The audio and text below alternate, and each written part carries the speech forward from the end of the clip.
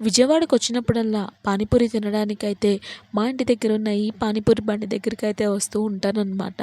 ఇక్కడ ఉన్న పానీపూరి అయితే టేస్ట్ చాలా బావుంటది. అలా పానీపూరి తినగానే మేము అలా ముందుకైతే వెళ్తున్నాము. నాకైతే ఇక్కడ ఒక బండయితే కనిపించింది. అదే భైరవనాథ్ బండి.